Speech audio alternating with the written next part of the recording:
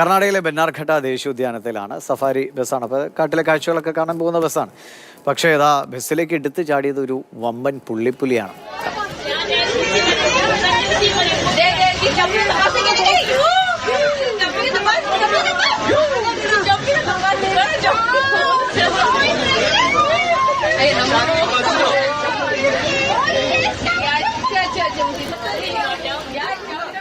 K B ശ്രീധരനുണ്ട് ബംഗളൂരിൽ നിന്ന്. ശ്രീധര, സാധാരണ ഈ നെറ്റൊക്കെയുള്ള ഒരു ബസ്സല്ലേ, ഇതിൽ പെട്ടെന്ന് കയറാൻ പറ്റില്ലോ. പക്ഷെ എന്നാലും ഇത്രയും വലിയൊരു ജീവി മുമ്പിൽ വന്ന് നിന്നാൽ പിന്നെ ആരായാലും നിലവിളിച്ചും പോകല്ലേ?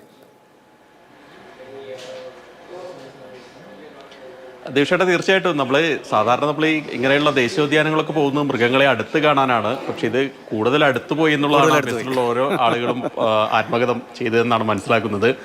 അതെ അതെ അതെ ഏതായാലും പുലി ഇങ്ങനെ ഇത്ര അടുത്തേക്ക് വരുന്ന ആരും പ്രതീക്ഷിക്കുന്നില്ല. അതായത് സാധാരണ നമ്മൾ ഈ വെനാർഘട്ട ദേശീയോദ്യാനത്തിന് മുമ്പ് ആ ബസ്സിനുള്ളിൽ സഫാരി ബസ്സുണ്ട്. ആ ബസ്സിനുള്ളിൽ കൂടെ ബസ് ഒരു വഴി കൂടെ പോകുന്നു, വശങ്ങളിലൂടെ മൃഗങ്ങളൊക്കെ പോകാറുണ്ട്. പക്ഷെ ഇത്തവണ ഈ ബസ്സൊന്ന് പുലിയെ കണ്ടൊന്ന് നിർത്തിയപ്പോൾ ഈ പുലി ബസ്സിൻ്റെ അടുത്തേക്ക് കൂടുതൽ വന്ന് തുടർന്ന് ബസ്സിന് മുകളിലേക്ക് കയറാൻ ശ്രമിക്കുകയാണ്. കണ്ണാടിക്ക് ഉള്ളിലൂടെ ഒന്ന് എത്തി നോക്കുകയൊക്കെയാണ് ചെയ്തത്. ഏതായാലും ആളുകൾ പെട്ടെന്ന്, സ്ത്രീകളും കുട്ടികളും ഉൾപ്പെടെയിലുണ്ടായിരുന്നു, അവരൊക്കെ ഒന്ന് പേടിച്ചു എന്നുള്ള കാര്യത്തിൽ യാതൊരു സംശയവുമില്ല. പെട്ടെന്ന് ഡ്രൈവർ പതുക്കെ ബസ് മുന്നിലേക്ക് എടുത്തു. അതോടുകൂടി പുലിയുടെ വഴിക്കും ബസ്സിന്റെ വഴിക്കും പോയി.